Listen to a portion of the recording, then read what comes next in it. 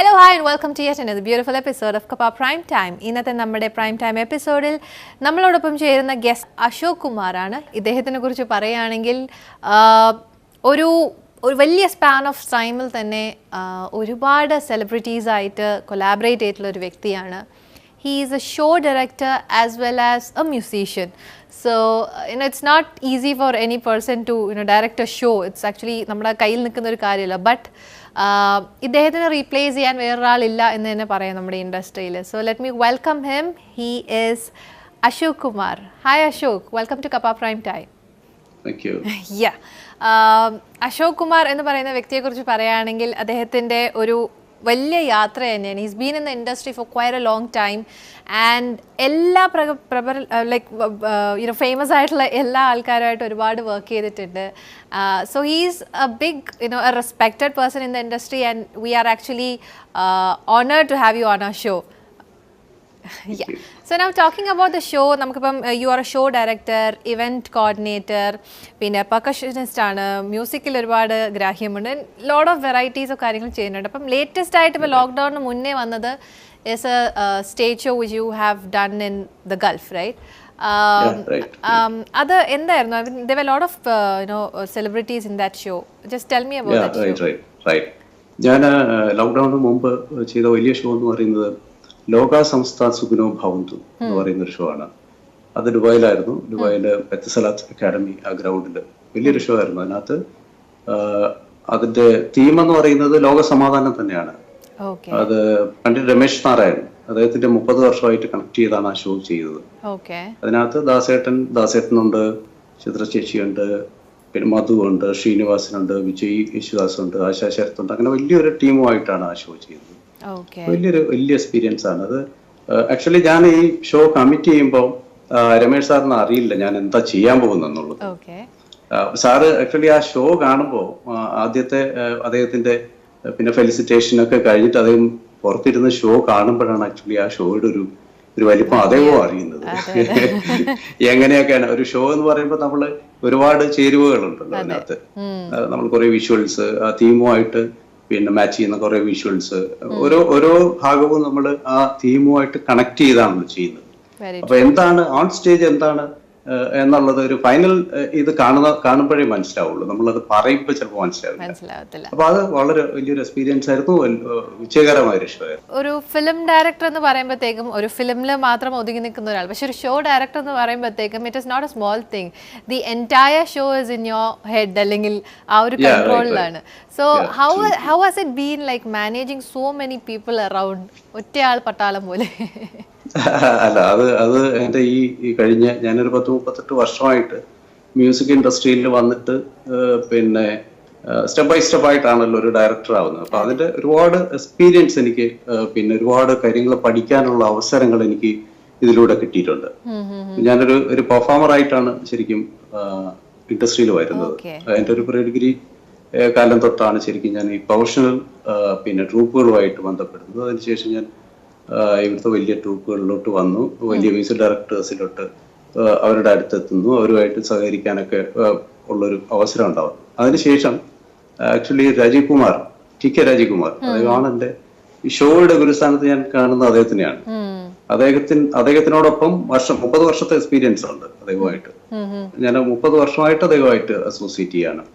അപ്പൊ പല റോളുകളിൽ പറഞ്ഞില്ലേ മ്യൂസീഷ്യനായിട്ടാണ് വന്നത്. അപ്പം ആദ്യകാലങ്ങളിൽ അദ്ദേഹത്തിന്റെ ഷോസിന് ഞാൻ പ്ലെയർ ആയിരുന്നു, പെർഫോമർ ആയിരുന്നു. അതിനുശേഷം ഞാൻ അദ്ദേഹത്തിന്റെ മ്യൂസിക് കോർഡിനേറ്ററായി, ഓർക്കസ്ട്ര കോർഡിനേറ്റർ, സിംഗേഴ്സ് കോർഡിനേറ്റർ, അങ്ങനെ പല കാര്യങ്ങളും പഠിച്ചു വന്നതുകൊണ്ട് എനിക്കറിയാം എന്താണ് ഡയറക്ഷൻ എന്നുള്ളത് പഠിക്കാനുള്ള ഒരു അവസരം രാജീവ് കുമാറിന്റെ അടുത്തുനിന്ന് എനിക്ക് കിട്ടിയിട്ടുണ്ട്. ഞാൻ ആദ്യമായിട്ട് വർക്ക് ചെയ്യുന്നത് ശരിക്കും ജോഷി സാറിന്റെ കൂടെയാണ് ഷോയിൽ വർക്ക് ചെയ്യുന്നത്. ഫാസിൽ സാറിന്റെ കൂടെ വർക്ക് ചെയ്തിട്ടുണ്ട്, സിദ്ദിഖിന്റെ കൂടെ വർക്ക് ചെയ്തിട്ടുണ്ട്, വിജയ് തമ്പി, ഒരുപാട് പേരെടുത്ത് വർക്ക് ചെയ്യാനുള്ള അവസരം കിട്ടിയിട്ടുണ്ട്. പക്ഷെ എനിക്ക് തോന്നുന്നു കൂടുതലും ഞാൻ വർക്ക് ചെയ്തിട്ടുള്ള രാജീവ് കുമാർ. ഇപ്പോഴും ഞാൻ ഒരു ഡയറക്ടർ ആണെങ്കിൽ പോലും ഇപ്പോഴും ഞാൻ അദ്ദേഹത്തിന് അസിസ്റ്റ് ചെയ്യാൻ എപ്പോ വിളിച്ചാലും ഞാൻ അതിന് റെഡിയാണ്. ഞാൻ എപ്പോഴും അദ്ദേഹത്തിന്റെ എല്ലാ ഷോയ്ക്കും അവസാനത്തെ അമ്മ ഷോ വരെ ഞാനുണ്ടായിരുന്നു. എനിക്കൊന്നും നമ്മുടെ ഇപ്പോഴത്തെ ഈ ഇൻഡസ്ട്രിയിൽ there is nobody to replace you at the current situation because അത്രത്തോളം ഫിലിംസ് ആണ് you have given to each and every show. നമ്മളിപ്പോൾ ഒരു കല്യാണത്തിന് പോകുമ്പോഴത്തേക്കും കല്യാണം ഗംഭീരമായിരുന്നു, സദ്യ മോശമായിരുന്നു എന്ന് പറയുന്ന ആൾക്കാരാണ് നമ്മളെല്ലാവരും. പക്ഷേ ഇങ്ങനെ ഒരു വലിയൊരു ഇവന്റിന് you should take care of each and everything, it be from artist or എല്ലാം നമ്മൾ തന്നെ ടേക്ക് കെയർ ചെയ്യണം. So have you ever felt that this is like too much of എന്നെക്കാട്ടിലും കൺട്രോൾ പുറത്തു പോകുന്ന ഒരു കാര്യമാണ് എപ്പോഴെങ്കിലും ഫീൽ ചെയ്തിട്ടുണ്ടോ? അല്ല, അങ്ങനെയുള്ള ഷോസും ഒക്കെ വന്നിട്ടുണ്ട്. എന്താന്ന് വെച്ചാൽ നമ്മളിപ്പം മോഹൻലാലിന്റെ, ഞാൻ കഴിഞ്ഞൊരു ഇതിൽ പറഞ്ഞാണ്, ലാൽ സാറിന്റെ 25 വർഷം സെലിബ്രേറ്റ് ചെയ്യുമ്പോൾ ആദ്യത്തെ ഷോ ട്രിവാൻഡ്രത്തായിരുന്നു. ഞാൻ രാജീവേട്ടനുണ്ട്, ഞാൻ ബാക്ക് സ്റ്റേജ് ആണ് അന്ന് ചെയ്തുകൊണ്ടിരുന്നത്. രണ്ടാമത്തെ ഷോ ചെയ്യുമ്പോൾ നമ്മൾ എറണാകുളത്താണ് ചെയ്യുന്നത്. അപ്പൊ ആദ്യ ദിവസം മഴ പെയ്തു. വലിയൊരു ഷോ അല്ലേ 24. ലാൽ സാറിന്റെ ഷോ എന്ന് പറയുമ്പോൾ സൗത്തിൽ നിന്നും നോർത്തിൽ നിന്നും ഒക്കെ ഒരുപാട് ആർട്ടിസ്റ്റുകൾ വരുന്ന ഒരു ഷോ ആയിരുന്നു. രണ്ടാമത്തെ ദിവസം ഇതുപോലെ മഴ പെയ്തിട്ട്, ആദ്യ ദിവസം മഴ പെയ്ത് മാറ്റി, ഷോ മാറ്റി. രണ്ടാമത്തെ ദിവസം ഹ്യൂജ് എമൗണ്ട് അല്ലേ നമ്മൾ അത്ര വലിയ ഷോസിനൊക്കെ മുടക്കുന്നത്. അപ്പം സെക്കൻഡ് ഡേ നമ്മൾ എന്തായാലും ചെയ്യാം എന്ന് തീരുമാനിക്കുകയും ഷോ തുടങ്ങുകയും വീണ്ടും ഔട്ട്ഡോർ ആയിരുന്നു.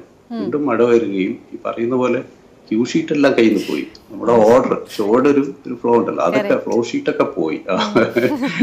അപ്പം പിന്നെ നമ്മുടെ ഒരു എക്സ്പീരിയൻസ് ആണ് അവിടെ വർക്ക്ഔട്ട് ആവുള്ളൂ. അപ്പം ഞാൻ ബാക്ക് സ്റ്റേജിൽ ഇതുപോലെ ജോഷി സാർ, ഒരുപാട് ഡയറക്ടേഴ്സ് ഉണ്ട്, ലാൽ സാറിന്റെ ആയതുകൊണ്ട് ഒരുപാട് പേര് ഇൻവോൾവ് ആയിരുന്നു അതിനകത്ത്.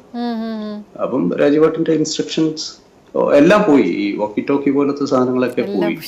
നമ്മുടെ ഒരു എക്സ്പീരിയൻസ് കൊണ്ട് കാണുന്നവരെയൊക്കെ കെട്ടിവിട്ട് അങ്ങനെ കൺട്രോൾ ചെയ്ത സാധനങ്ങളും ഒക്കെ ഉണ്ട് അതിനകത്ത്. സ്റ്റേജിൽ കയറാതെ പോയ ഒരുപാട് ആളുകളുണ്ട്. അപ്പൊ നമ്മുടെ ഔട്ട് ഓഫ് കൺട്രോൾ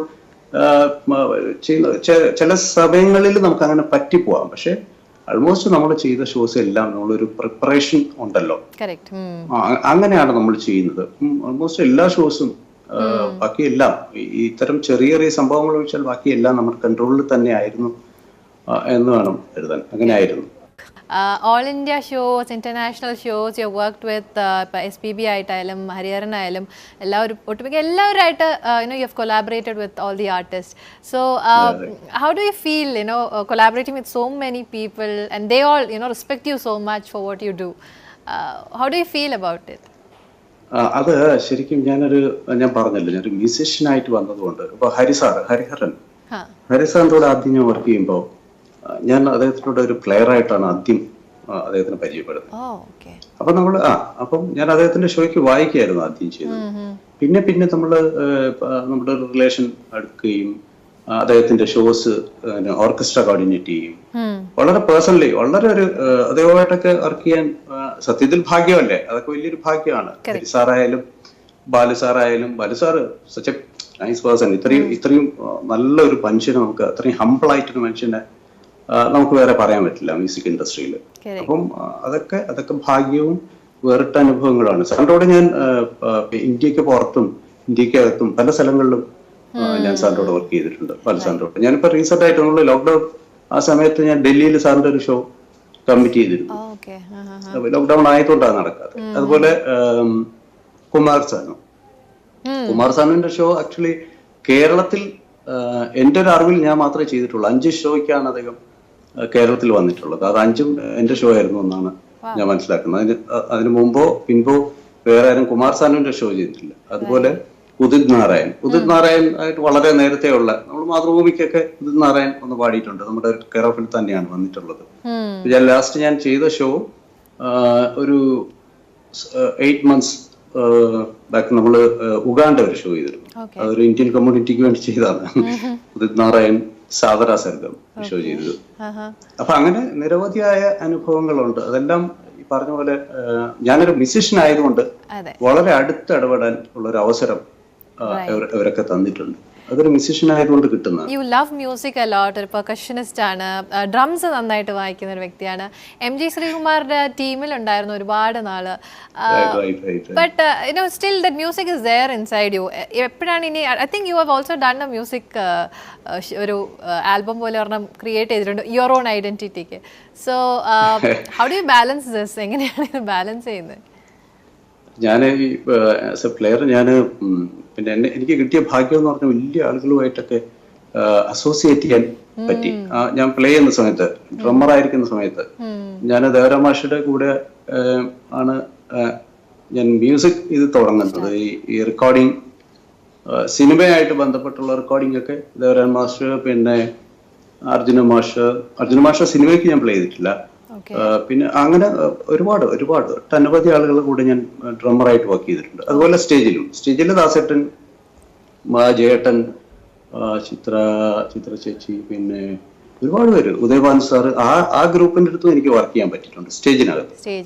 ഒരു നമുക്ക് മുമ്പുള്ള ഒരു ജനറേഷൻ ആണ്, എന്നാൽ പോലും ഓൺ സ്റ്റേജ് എനിക്ക് അവരുടെ കൂടെയൊക്കെ അസോസിയേറ്റ് ചെയ്യാൻ പറ്റിയിട്ടുണ്ട്. അതുപോലെ തന്നെ മ്യൂസിക് ഡയറക്ടേഴ്സിനെ നോക്കുമ്പോൾ 1-2 പേരെ ഒഴിച്ച് ബാക്കി എല്ലാവരും കൂടെയും എനിക്ക് സ്റ്റേജിൽ വർക്ക് ചെയ്യാൻ പറ്റിയെന്നുള്ളതാണ്. അത് എനിക്ക് മറക്കാൻ പറ്റാത്തൊരു അനുഭവം. നമ്മള് ദേവരാൻ മാഷ് മലയാള സിനിമാ ഗാനങ്ങളുടെ 50 വർഷം സെലിബ്രേറ്റ് ചെയ്തു.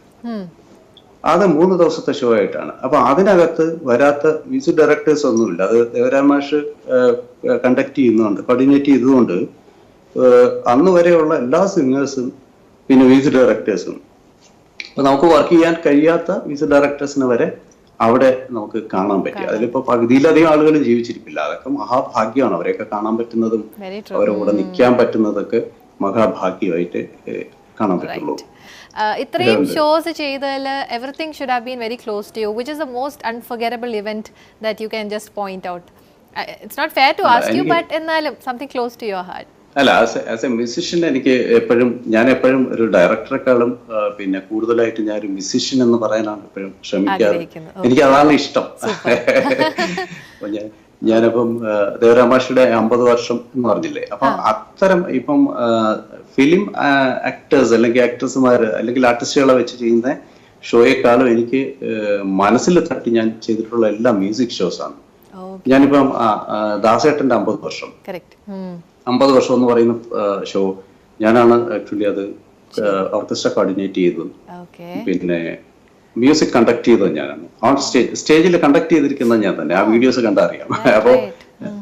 അപ്പോ അതിനകത്ത് പിന്നെ നോർത്തുനിന്നും സൗത്തുനിന്നും ഒക്കെ ആയിട്ട് ഒട്ടനവധി കലാകാരന്മാർ, ഇപ്പൊ ശ്രേയ ഘോഷാൽ അല്ലെങ്കിൽ സോനു നിഗം, അപ്പൊ ഇവരെയൊക്കെ ആയിട്ട് പിന്നെ അസോസിയേറ്റ് ചെയ്യാൻ പറ്റുന്നു. ഇപ്പൊ റിഹേഴ്സലിന് ഇപ്പൊ ശ്രേയക്ക് പാട്ട് പറഞ്ഞു കൊടുക്കുക, ഇപ്പൊ അത്തരം ദൗത്യം ഉണ്ടല്ലോ, അതൊക്കെ നമുക്ക് മറക്കാൻ പറ്റാത്ത അനുഭവങ്ങളാണ്.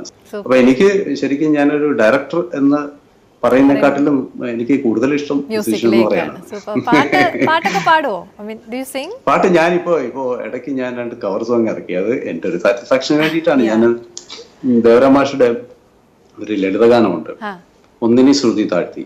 അപ്പൊ അത് ഞാൻ ഒരു കവർ സോങ് ആക്കി ഇറക്കി. അത് കഴിഞ്ഞ് പിന്നെ രാജരാജ സോഴൻ. അപ്പൊ ഇങ്ങനെ ഓരോക്കെ വിളിച്ചിട്ട് എല്ലാ സിംഗേഴ്സും വിളിച്ചിട്ട് അതെന്താണ് പാടാത്തത്, വീണ്ടും പാടും എന്ന് പറഞ്ഞിട്ട് ഇപ്പോഴും ഞാൻ 2 ചെയ്തോണ്ടിരിക്കുക. ചുമ്മാ എനിക്ക് ഇച്ചിരി ഒന്ന് മൂളിയാൽ നമുക്ക് സന്തോഷമായി. പിന്നെ തീർച്ചയായിട്ടും ഞാൻ ദേവരാൻ മാഷ്ട പാട്ട് തന്നെ അത് തന്നെ പാടാം.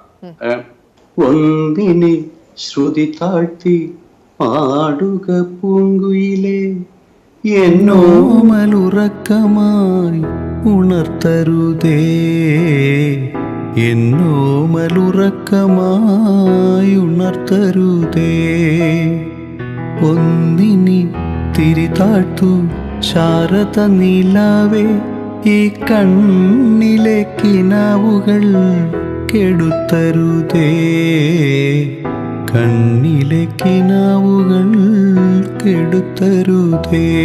Super ആയിട്ടുണ്ടല്ലോ. I think maintaining your voice in between the showbiz is actually ഒരു വലിയ കഴിവ് തന്നെ കേട്ടോ. ഞാനത് ആദ്യം റെക്കോർഡ് ചെയ്തിട്ട് ഞാൻ ജേട്ടനെ അയച്ചു കൊടുത്തത്. അപ്പൊ ജേട്ടൻ പറഞ്ഞു ഇത് ഇത്രയും നല്ല പാട്ടാന്ന് എനിക്കിപ്പോഴാ മനസ്സിലായി. ഞാൻ പറഞ്ഞു ചേട്ടാ വെറുതെ കളിയാക്കരുത്. ഞാനത് പറഞ്ഞ അല്ല ഇയാൾ നിങ്ങൾ പാടണം ഇനി നിങ്ങൾ പാടണമെന്നാണ് എൻ്റെ അടുത്ത് പറഞ്ഞിരിക്കുന്നത്. Amazing. So anyways Ashok Kumar എന്ന ഈ ഒരു പേഴ്സണാലിറ്റിയോട് എനിക്ക് സംസാരിക്കാൻ പറ്റിയാൽ it's actually an honour. So keep doing the good works. Music വേൾഡിൽ തന്നെ പുതിയൊരു ക്രിയേഷൻസ് വരട്ടെ ഞങ്ങൾ ആശംസിക്കുകയാണ്. Thank you so much. Thank you. എനിക്ക് ഇങ്ങനെ ഒരു ഓപ്പർച്യൂണിറ്റി, ഇങ്ങനെ ഒരു അവസരം തന്നതിന് കപ്പ ടിവിയോട് എനിക്ക് അതിയായ നന്ദിയുണ്ട്. എൻ്റെ എല്ലാ Thanks a lot. Thank you so much. Yeah. Thank you. Bye. Thank you very much. Bye. It's Cynthia signing off. Bye-bye.